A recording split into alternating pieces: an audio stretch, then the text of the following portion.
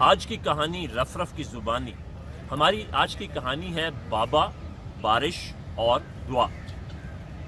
ایک دفعہ گاؤں میں بارش نہیں ہو رہی تھی اور خلق خدا بہت پریشان تھی، گرمی سے انسان اور حیوان اور پھر کھیت کھلیان جو ہیں سب بارش نہ ہونے کے سبب جو ہے وہ بہت زیادہ مشکل میں تھے۔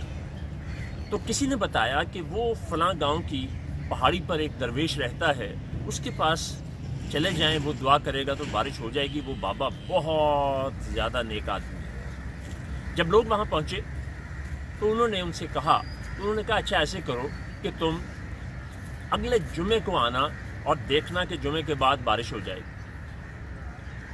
اب لوگ اگلے دن جمعے کے بعد جب وہاں پہنچے اور کچھ وقت گزر گیا، پھر کچھ اور وقت گزر گیا، آہستہ آہستہ لوگوں نے آپس میں کھسر پسر شروع کی اور پھر ان میں سے ایک آدمی نے کھڑے ہو کے کہا کہ بابا جی، ہم یہ ارد گرد کے گاؤں کے لوگ ہیں، تو ہم بارش نہ ہونے کی وجہ سے بہت پریشان ہیں۔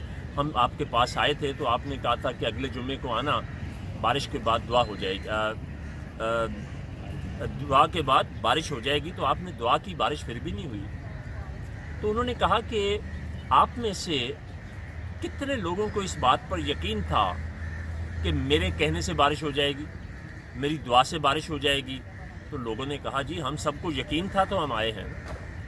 انہوں نے کہا ایسا نہیں ہے، تمہیں یقین نہیں تھا، اس کی بڑی سادہ سی بات جو میں ثبوت کے طور پہ کرنے لگا ہوں، تم میں سے کوئی ایک بھی چھتری لے کے نہیں آیا۔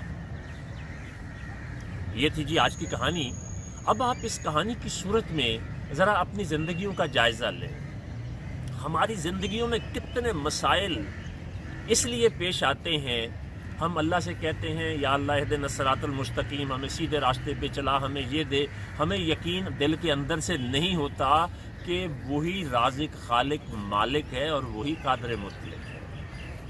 تو اس لیے جب یقین نہ ہو تو ہماری زندگی میں سے کامیابیاں نکل جاتی ہیں۔ روٹین ہماری زندگی میں موجود رہتی ہے کہ آپ کا یہ راستہ وہاں جانے کا 15 منٹ کا ہے تو وہ آپ 15 منٹ میں پہنچ جاتے ہیں، وہ آپ کا روٹین ورک ہوتا ہے۔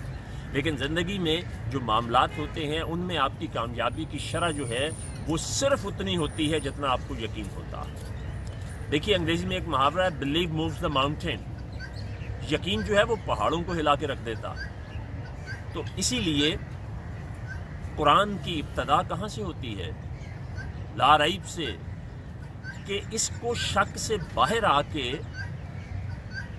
یقین کے ساتھ مانیں گے تو پھر اس سے فائدہ اٹھائیں گے۔ تو اس لیے اس سے فائدہ اٹھانا ہے تو فائدہ کیا اللہ نے بتایا ہے کہ یہ متقین کے لیے ہدایت ہے، تو ان سے ہدایت پانی ہے تو پھر اللہ پہ کامل یقین ہونا پڑے گا، آپ کی زندگی کے سارے راستے آسان ہو جائیں گے۔ بہت شکریہ۔